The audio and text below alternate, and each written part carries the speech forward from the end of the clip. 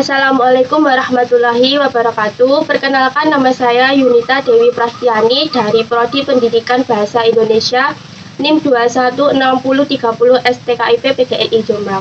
Pada kesempatan kali ini saya akan mewawancarai terkait pembelajaran, pendekatan, metode teknik pembelajaran menyimak di tingkat SMA. Nah, Ibu, apakah Ibu bersedia? Sangat bersedia. Ya, semoga memperkenalkan diri terlebih dahulu. Assalamualaikum warahmatullahi wabarakatuh. Perkenalkan, nama saya Bu Linda Arifanindia, SPT. Saya guru di salah satu sekolah swasta di daerah Sukorame. Baik, seperti yang kita ketahui ini kan masih dalam keadaan pandemi, meskipun sudah banyak diterapkan pembelajaran tatap muka secara langsung. Tetapi sekolah-sekolah yang lain masih melakukan pembelajaran daring. Nah, bagaimana pendapat Ibu mengenai pandemi yang terjadi? Kita berbicara pandemi jangan dari ranah luas dulu ya.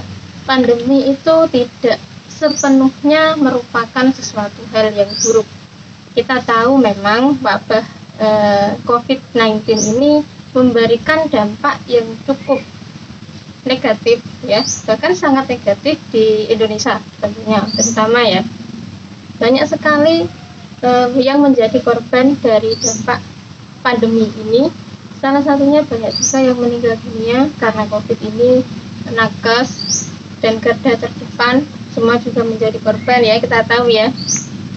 Terus juga yang mata pencahariannya itu dikeliling jalan, biasanya itu juga kesulitan untuk mencari nafkah. Pengangguran semakin banyak dan itu. Terus kita jangan hanya fokus pada sisi negatifnya saja, tapi kalau bisa kita juga melihat hikmah dari pandemi ini. Salah satunya hikmah yang bisa kita ambil, pemerintah kan menerapkan prokes 3M. Secara tidak langsung orang itu akan senantiasa menjaga kesehatannya, mulai dari menjaga kebersihan tadi ya. Secara tidak langsung kesehatannya akan semakin terjaga. Terus juga hikmah yang kedua, ini yang saya alami sendiri karena saya seorang guru. Jadwal saya di sekolah itu kan 1 minggu full. Dengan adanya pandemi ini kan ditiadakan yang namanya tatap muka. Dari situ saya mengambil hikmah bahwa memang saya harus istirahat dulu. Jadi waktu saya itu lebih banyak dengan keluarga, lebih banyak, dan mungkin bisa kesempatan berkumpul dengan keluarga itu lebih banyak. Itu menurut saya berkaitan dengan pandemi. Jadi kalau kita mengartikan pandemi, jangan hanya melihat dari sisi negatifnya saja, tapi juga harus disinkronkan dengan sisi positifnya. Dengan begitu nanti orang tidak akan pernah mengeluh yang namanya diberikan ujian atau cobaan. Itu menurut saya. Baik, menurut Ibu, apakah tantangan tersendiri dalam mengajar daring? Untuk tantangan mengajar daring, sebenarnya saya memang ada tantangan tersendiri.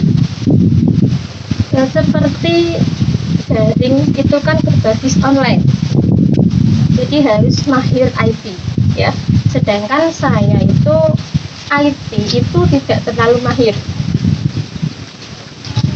Mengenai dulu waktu pertama kali ada daring, itu kan menggunakan Google Classroom.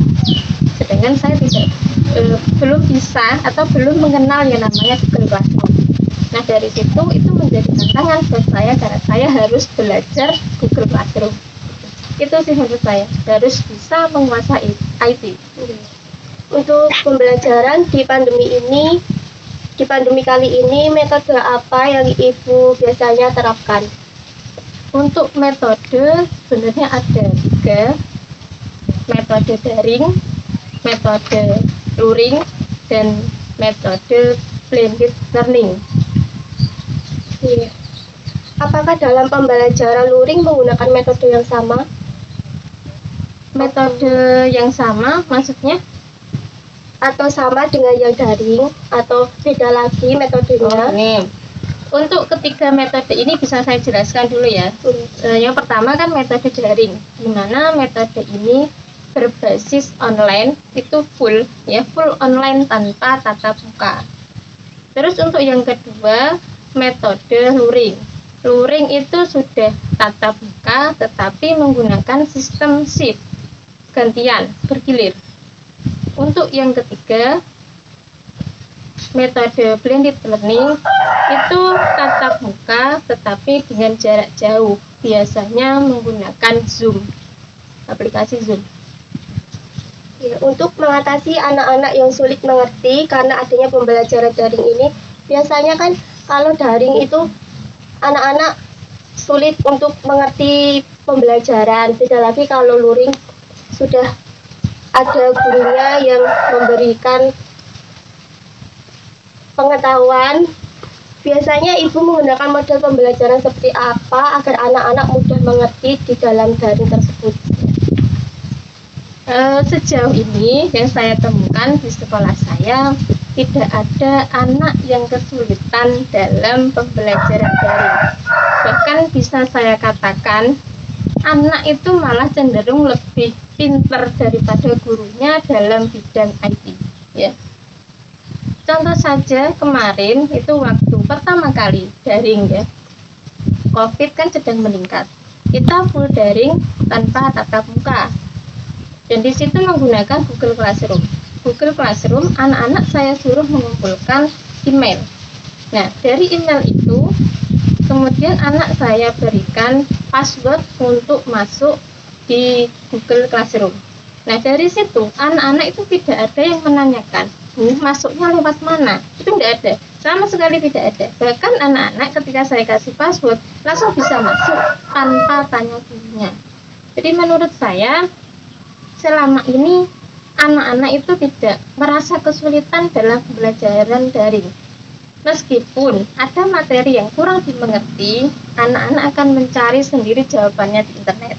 Nah, kalau berbicara soal model pembelajaran pada daring, saya menggunakan model pembelajaran e-learning. Baik, apakah model pembelajaran tersebut sudah efektif? Kalau berbicara soal efektif, saya mengatakan cukup efektif ya. Kenapa?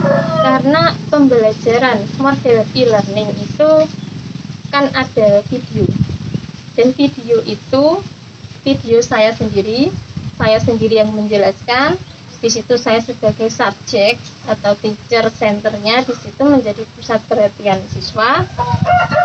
Dan di video itu berisikan semua langkah-langkah pembelajaran saya sesuai dengan RPP. Mulai dari ada salam, presensi siswa, pembacaan doa, kemudian judul materi, terus kegiatan penutup, kemudian ditutup lagi dengan penambahan latihan soal. Jadi menurut saya itu sudah cukup efektif, dan meskipun belum bisa dikatakan sangat efektif, tapi setidaknya sudah cukup efektif. Untuk pendekatan pembelajaran sendiri, ibu lebih menerapkan ke pendekatan seperti apa? Pendekatan ada dua yang saya terapkan. Yang pertama student center, yang kedua teacher center. Untuk student center sendiri itu saya terapkan ketika sudah bertatap muka. Tapi pada saat daring saya lebih menggunakan pendekatan teacher center. Apakah kelebihan dari pendekatan tersebut? Pendekatan keduanya? Iya. Untuk kelebihan dari pendekatan student center,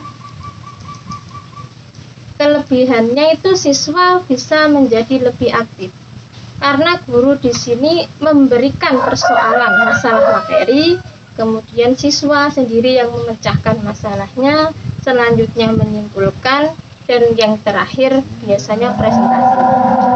Kalau untuk kelebihan dari teacher center, siswa memiliki kemampuan atau memiliki kesempatan untuk mendapatkan materi lebih banyak dari guru, karena di situ guru menerapkan metode ceramah di situ. Ceramah, jadi guru yang memberikan materi full dari guru tanpa siswa mencari informasi sendiri. Apakah ada kelemahan dari metode tersebut? Kelemahan untuk pendekatan student center, kelemahannya itu ada pada peserta didik. Kenapa saya bilang di situ kan menekankan bahwa siswa harus aktif. Tapi kita tahu di sekolah tidak semuanya siswa memiliki karakteristik yang sama. Ada siswa yang pintar, pandai mengutarakan pendapat di kelas. Ada juga siswa yang pendiam. Ada juga siswa yang pintar tapi tidak berani berpendapat. Itu menjadi suatu kelemahan. Karena apa? Metode pembelajaran atau pendekatan student center itu dikatakan berhasil ketika siswa itu aktif. Untuk pertanyaan yang terakhir, bagaimana cara meningkatkan pembelajaran menyimak di tingkat SMA atau SMK? Yang perlu diperhatikan dalam pembelajaran menyimak ya, pertama harus ada subjek yang disimak. Bayangkan kalau kita belajar menyimak tapi tidak ada yang disimak, terjadi pembelajaran apa tidak? Kan tidak. Jadi subjeknya itu apa dulu ditentukan, harus ada subjek yang disimak.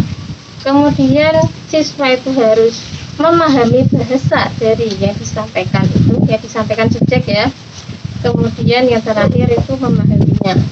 Baru nanti siswa akan mendapatkan informasi itu secara utuh. Jadi saya Terima kasih atas waktu yang telah Ibu berikan. Untuk wawancara kali ini cukup sekian. Kurang lebihnya saya mohon maaf. Saya akhiri. Wassalamualaikum warahmatullahi wabarakatuh.